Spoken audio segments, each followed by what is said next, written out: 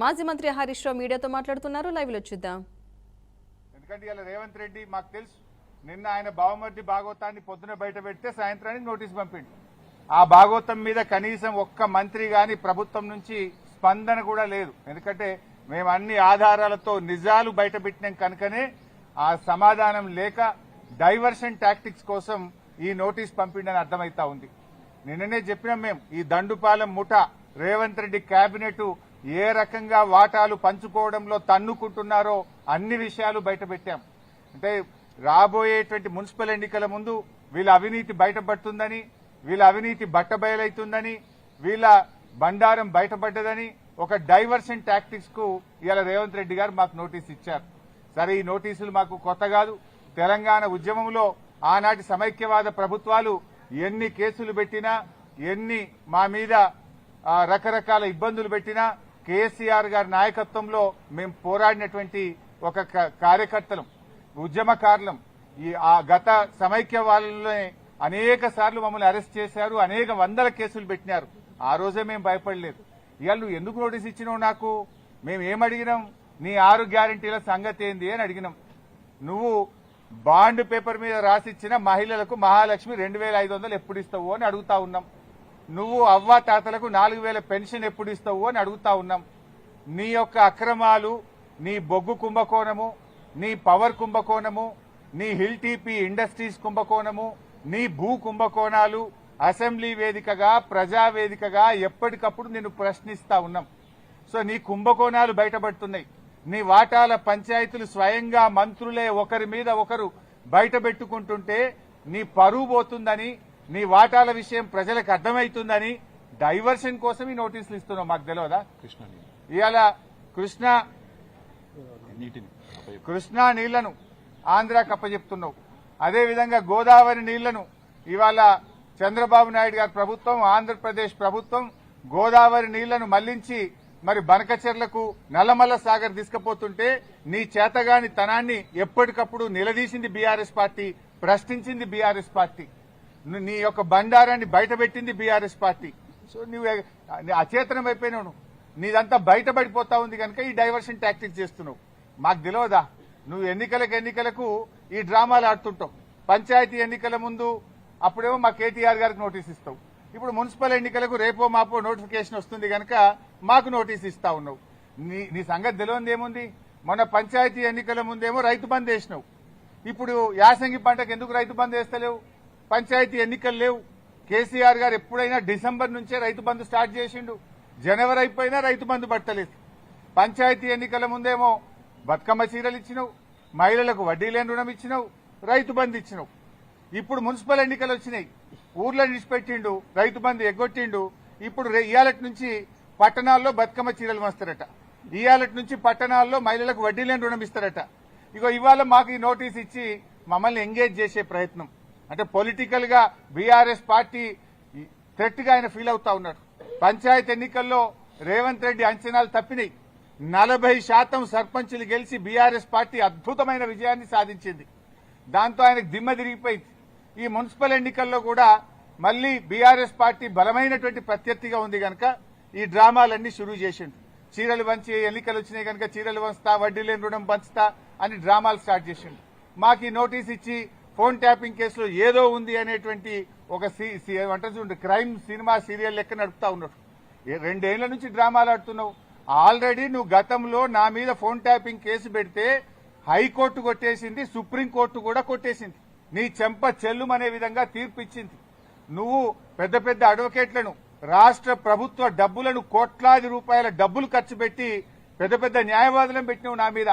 ఎంత పెద్ద న్యాయవాదులను పెట్టినా న్యాయం నా వైపు ఉంది గనక, మేం తప్పు చేయలేదు గనక, ధర్మం మా వైపు ఉంది గనక హైకోర్టులో మేము గెలిచాం. సుప్రీంకోర్టు కూడా నీ చెంప చెల్లుమనే విధంగా నువ్వు స్పెషల్ లీవ్ పిటిషన్ వేస్తే కూడా కొట్టివేసింది. న్యాయం నిలబడ్డది, ధర్మం నిలబడ్డది. అయినా నువ్వు మళ్లీ పిలుస్తున్నావు. సుప్రీంకోర్టే కొట్టేసినాక మళ్ళీ పిలుచుడేంది డ్రామా? ఏంది డ్రామా? ఎన్ని రోజులు ఈ డ్రామా నడుపుతావు? 2 సంవత్సరాలు దాటిపోయింది. అంటే ఒక కంటిన్యూస్ గా ప్రజల్ని ఎంగేజ్ చేయాలని, మీడియాను డైవర్షన్ చేయాలని, ప్రజల అటెన్షన్ డైవర్షన్ చేయాలని నువ్వు ఎంత డైవర్షన్ చేసినా నేను ఎడవం. నీ బొగ్గు కుంభకోణం గురించి నిలదీస్తూనే ఉంటాం. నువ్వు ఆంధ్రాకు అమ్ముడుపోయిన విధానాన్ని నిలదీస్తూనే ఉంటాం. ఎల్టీపీ పాలసీ ఇండస్ట్రీ కుంభకోణం గురించి నిలదీస్తూనే ఉంటాం, నీ పవర్ స్కామ్ గురించి నిలదీస్తూనే ఉంటాం, నీ యొక్క అవినీతి బాగోతాలు అన్ని కూడా బయట పెడుతూనే ఉంటాం. 6 గ్యారంటీల కోసం తెలంగాణ ప్రజల పక్షాన నిన్ను ప్రశ్నిస్తూనే ఉంటాం, నిలదీస్తూనే ఉంటాం.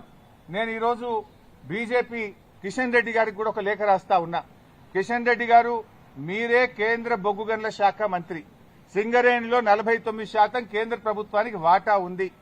సింగరేణిలో జరిగిన అవినీతి కుంభకోణాల గురించి నిన్న మీడియా సాక్షిగా బయటపెట్టినా. ఈ రోజు నీకు కూడా లెటర్ రాస్తా ఉన్నా. నువ్వు ఒకవేళ రేవంత్ రెడ్డితో కుమ్మక్కు కాకపోతే వెంటనే సిబిఐ విచారణకు నువ్వు ఆదేశించాలని చెప్పి కిషన్ రెడ్డి గారిని డిమాండ్ చేస్తూ I'm writing A open letter to Kishan Reddy. Kishan Reddy గారు, నేను అన్ని ఆధారాలు ఇవ్వడానికి సిద్ధంగా ఉన్నా. రేవంత్ రెడ్డి బావుమరిదే ఈ యొక్క కుంభకోణాన్ని ఎట్లా నడిపాడు, ఎట్లా ఈ టెండర్లన్నీ రింగు చేశాడు, మరి కోల్ ఇండియాలో గాని అదేవిధంగా వెస్టర్న్ కోల్ ఫీల్డ్స్ లో గాని గతంలో సింగరేణిలో గాని ఎప్పుడైనా -10 నుంచి -20 టెండర్లు పోతుండే. ఈ సైట్ విజిట్ సర్టిఫికేట్ పెట్టిన తర్వాత మరి ఎవరెవరు టెండర్లు వేస్తున్నారో తెలిసి రేవంత్ రెడ్డి బావుమరిది ఆ కాంట్రాక్టర్లను బెదిరించి వాళ్ళు ఏ రకంగా ప్లస్ టెండర్లు ఆయన పొందిండు టెండరు, ఆయన ఎవరనుకుంటే వాళ్ళకి టెండర్ వస్తుంది, ఎవరనుకుంటే వాళ్ళకి సైట్ విజిట్ సర్టిఫికేట్ వస్తుంది. 9E బ్లాక్ ఒక్కటే రద్దు చేయడం కాదు, ఈ టెండర్లు రద్దు చేయాలి. దీని మీద సిబిఐ విచారణ జరపాలని నేను నిన్న డిమాండ్ చేసిన. ఇలా వ్రాతపూర్వకంగా కూడా కిషన్ రెడ్డి గారికి I'm writing A open letter. దీని మీద వెంటనే బీజేపీ స్పందించాలని, నిజానిజాలు బయటకు తీయాలని, ఈ దొంగల్ని అరెస్ట్ చేయాలని, ఈ అవినీతి సొమ్మును కక్కించాలని, ఈ రాష్ట్రానికి సింగరేణి కార్మికులకు జరుగుతున్న నష్టాన్ని మరి బయటకు తీయాలని చెప్పి మేము డిమాండ్ చేస్తా ఉన్నాం. ఎందుకంటే సింగరేణి డబ్బుతో రేవంత్ రెడ్డి ఫుట్బాల్ ఆడుతున్నాడు. 100 కోట్ల రూపాయల సింగరేణి డబ్బులను తన షోకుల కోసం ఖర్చు పెడుతుంటే ఎందుకు కిషన్ రెడ్డి గారు మౌనంగా ఉంటున్నారు, ఎందుకు బీజేపీ మౌనంగా ఉంటుందని కూడా నేను ప్రశ్నిస్తా ఉన్నా. అన్ని బయటకు రావాలంటే సిబిఐ విచారణ జరపాలని డిమాండ్ చేస్తున్నాం. సో మేము తప్పు చేయలేదు. నిన్న రాత్రి నోటీస్ ఇచ్చినా రాత్రే హైదరాబాద్కు వచ్చినాం. ఈ రోజు న్యాయ వ్యవస్థ మీద గౌరవం ఉంది, చట్టాన్ని గౌరవిస్తాం కనుక వారు చెప్పిన సమయం ప్రకారం మేము హాజరవుతున్నాం. సమయం తీసుకునే అవకాశం ఉంది, కానీ మేము తప్పు చేయలేదు, మేము భయపడాల్సిన అవసరం లేదు. ఏ రకంగా కూడా ఈ కేసుతో మాకు సంబంధం లేదు. ఇది ఒక అక్రమ కేసు. కేవలం బురద జల్లాలని, రాజకీయాలను డైవర్ట్ చేయాలని, అటెన్షన్ డైవర్టేషన్ కోసం రేవంత్ రెడ్డి ఆడుతున్న ఒక సిల్లీ డ్రామా ఇది. రేవంత్ రెడ్డి రాజకీయాల కోసం చేస్తున్నటువంటి ఒక డ్రామా సీరియల్ లాంటిదే తప్ప ఇందులో ఎక్కడ కూడా నిజం లేదు. అందువల్ల మేము ఎక్కడ భయపడం. ఎన్నిసార్లు పిలిచినా వెళ్తాం, ఎక్కడికైనా వెళ్తాం.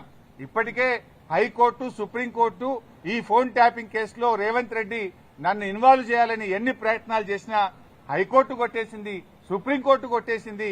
మళ్ళీ కొత్త డ్రామా పెట్టిండు. మాకు తెలుసు కేటీఆర్ గారిని ఎట్లా ఇబ్బంది పెట్టిందో మాకు తెలుసు. మా నాయకులందరినీ కూడా ఏ రకంగా ఇబ్బంది పెట్టినారో తెలుసు. నన్ను కూడా దాంట్లో భాగంగానే ఇబ్బంది పెడుతున్నావు. మీరెంత ఇబ్బంది పెట్టినా ఉద్యమించిన వాళ్ళం, తెలంగాణ సాధించిన వాళ్ళం. ఈ తెలంగాణ ప్రజలకు అన్యాయం జరిగితే మేము ఊరుకోము. ఈ తెలంగాణ ప్రజల పక్షాన నిన్ను ప్రశ్నిస్తూనే ఉంటాం. తెలంగాణ ప్రజలకు నువ్వు ఇచ్చిన హామీలు అమలయ్యేదాకా నిన్ను ప్రశ్నిస్తూనే ఉంటాం. మీ అవినీతి కుంభకోణాలు బయట పెడుతూనే ఉంటాం. నిన్ను వదిలిపెట్టే ప్రశ్నే లేదు.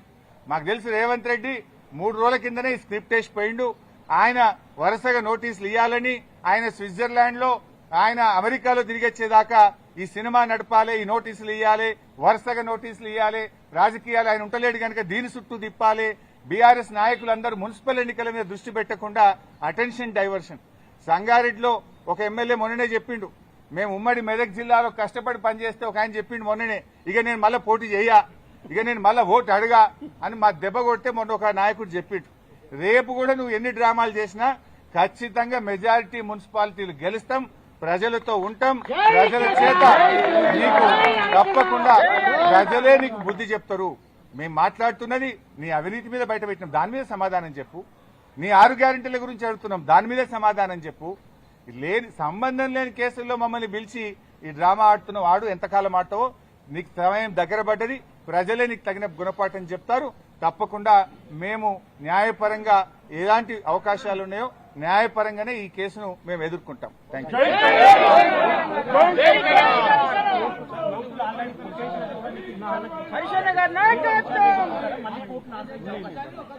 వాళ్ళు ఏం మాట్లాడతారో ఏం చెప్తారో ఇలా చూసిన తర్వాత నేను న్యాయవాదులతో చర్చించి తగిన నిర్ణయం తీసుకుంటాను.